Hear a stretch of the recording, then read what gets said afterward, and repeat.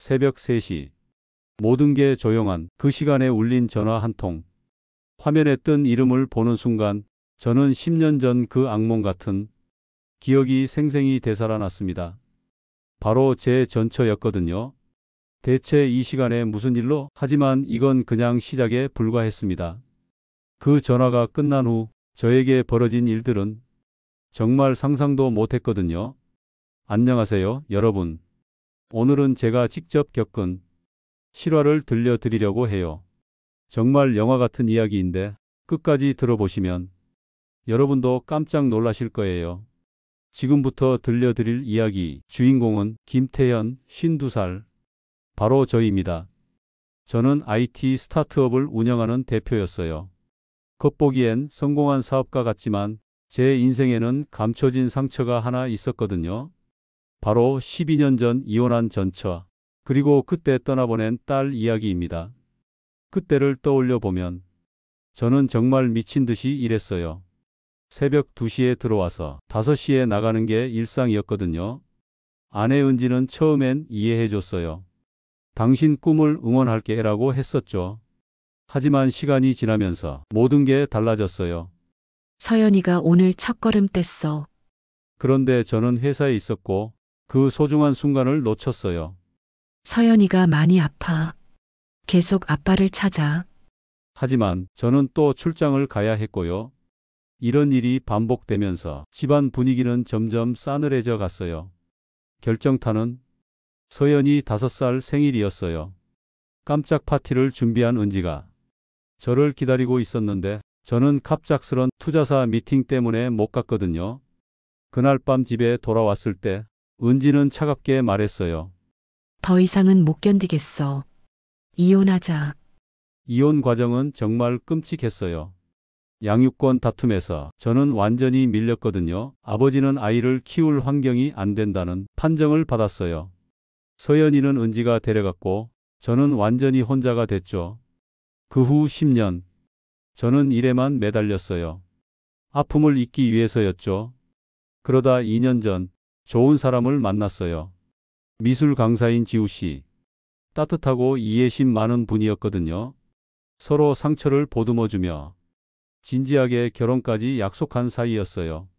모든 게 정착되어 가던 그때 바로 그 전화가 온 거예요. 태연아 나야, 은지야. 그런데 목소리가 뭔가 달랐어요. 예전처럼 차갑지도 그렇다고 따뜻하지도 않은 묘하게 떨리는 목소리였거든요. 오랜만이네, 무슨 일이야? 저는 최대한 담담하게 답했어요. 서연이가 교통사고를 당했어. 그 순간 제 세상이 무너져 내렸어요. 딸아이가 사고를? 어떻게 된 거야? 많이 다쳤어? 저는 목소리가 떨렸어요. 생명에는 지장 없어. 하지만 수술비가.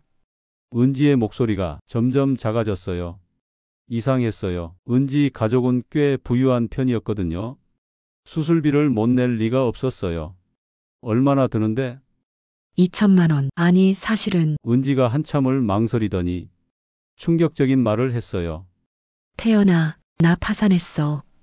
사업 실패로 빚만 3억이야. 서연이 수술비조차 없어. 정말 예상 못한 반전이었어요. 그 자존심 강했던 은지가 저에게 도움을 요청하다니. 병원 어디야? 저는 바로 달려갔어요. 그곳에서 본 서연이는 15살이 된 제 딸이었지만 완전히 낯선 아이 같았어요. 다리에 깁스를 하고 누워있는 모습을 보니 가슴이 찢어질 것 같았거든요. 아빠, 서연이가 저를 보고 작게 불렀어요. 10년 만에 듣는 그 목소리에 저는 눈물이 날 뻔했어요. 수술은 성공적이었어요. 하지만 여기서 끝이 아니었어요. 은지가 저에게 더 큰 충격을 준 거거든요. 태연아, 사실 서연이 사고는 거짓말이야. 뭐라고? 저는 귀를 의심했어요. 물론 다리를 다친 건 맞아. 하지만 단순 골절이야. 수술비도 보험으로 충분히 해결돼. 내가 거짓말을 한 거야. 대체 왜? 저는 화가 났어요. 은지가 눈물을 흘리며 말했어요. 너를 다시 보고 싶어서. 너무 보고 싶었어. 하지만 자존심 때문에 먼저 연락할 수가 없었어. 그래서 서연이를 이용한 거야. 정말 어이가 없었어요. 하지만 더 놀라운 건 그 다음이었어요. 태연아, 나 병원에서 정밀 검사를 받았어. 위암 3기야. 시한부 선고를 받았어. 이번엔 정말이었어요. 진단서를 보여줬거든요. 6개월에서 1년. 고작 그 시간만이 은지에게 남은 시간이었어요. 처음엔 그냥 혼자 조용히 죽으려고 했어. 하지만 서연이를 생각하니까, 그리고 너를 생각하니까 마지막으로 한 번만 만나고 싶었어. 저는 복잡했어요. 한편으론 은지를 미워했지만 또 한편으론 여전히 마음 한구석에 남아있는 뭔가가 있었거든요. 서연이는 알아? 제가 물었어요. 아직 몰라. 어떻게 말해야 할지. 은지가 고개를 떨어뜨렸어요. 그 후 몇 주간 저는 정말 혼란스러웠어요. 지우 씨에게는 어떻게 말해야 할지, 서연이에게는 또 어떻게 해야 할지. 그런데 더 충격적인 일이 벌어졌어요. 은지가 갑자기 연락이 안 되는 거예요. 병원에 물어보니 퇴원했다는 거예요. 서연이마저 연락이 안 됐어요. 3일 후 경찰서에서 연락이 왔어요. 은지 씨가 유서를 남기고 실종됐습니다. 유서에는 이렇게 적혀 있었어요. 서연이가 아빠와 함께 행복하게 살길 바란다. 나는 더 이상 짐이 되고 싶지 않다. 그리고 마지막 한 줄. 태연아, 사랑했어. 저는 미친 듯이 은지를 찾아다녔어요. 우리가 함께 갔던 모든 곳을 뒤졌어요. 그러다 마지막으로 찾아간 곳이 우리가 처음 만났던 한강공원이었어요. 거기서 은지를 발견했어요. 벤치에 앉아서 한강을 바라보고 있었거든요. 너무 말라서 알아보기 힘들 정도였어요. 바보야, 왜 이런 짓을 해? 저는 다가가서 말했어요. 은지가 저를 보고 미소를 지었어요. 정말 미안해. 마지막까지 민폐를 끼치네. 서연이는 어디 있어? 친구 집에 있으니까 걱정 안 해도 돼. 그 후 우리는 1시간 정도 아무 말 없이 앉아 있었어요. 그러다 은지가 말했어요. 태연아, 내가 우리 결혼 생활을 망쳤어. 너의 꿈을 이해하지 못하고 너만 원망했어. 지금 생각해보니 너는 우리를 위해 그렇게 열심히 살았던 거였어. 너도 힘들었을 거야. 저도 처음으로 은지의 마음을 이해했어요. 서연이를 잘 부탁해. 그리고 너의 새로운 사랑도 응원할게. 너는 행복할 자격이 있어. 그날 밤 은지는 병원에 입원했어요. 그리고 정확히 한 달 후 조용히 세상을 떠났어요. 장례식장에서 서연이가 저에게 말했어요. 아빠, 엄마가 마지막에 계속 아빠 얘기만 했어. 아빠를 너무 사랑했다고 미안하다고. 그리고 은지가 서연이에게 남긴 편지를 건네줬어요. 서연아, 아빠는 세상에서 가장 좋은 사람이야.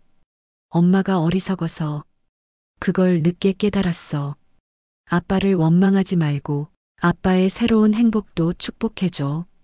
그리고 엄마를 용서해줘. 저는 그제서야 깨달았어요. 사랑이란 게 완벽하지 않다는 걸요. 서로 상처를 주고받을 수도 있지만 그 안에서도 진심은 존재한다는 걸. 지우 씨는 모든 상황을 이해해 주었어요. 그리고 서연이도 받아들여 주겠다고 했어요. 지금 우리 3명은 새로운 가족이 되어서 살고 있어요. 서연이는 가끔 엄마 얘기를 해요. 아빠, 엄마가 꿈에 나타났어. 우리가 행복해 보인다고 좋아하더라. 여러분, 사랑하는 사람이 곁에 있을 때 그 소중함을 느끼셨으면 좋겠어요. 저처럼 너무 늦게 깨닫지 마시고 작은 말 한마디, 작은 관심 하나가 얼마나 큰 힘이 되는지 모르거든요. 그리고 설령 그 사랑이 끝났다 해도 미워하기보다 서로를 이해하려고 노력해 보세요. 그 안에서 진정한 용서와 새로운 시작을 찾을 수 있을 테니까요. 은지야, 이제는 편히 쉬어. 그리고 고마워. 너 덕분에 진짜 사랑이 뭔지 알게 됐어. 오늘 이야기가 여러분에게도 작은 깨달음이 되었길 바라며 여기서 마치도록 하겠습니다. 구독과 좋아요는 큰 힘이 됩니다. 감사합니다.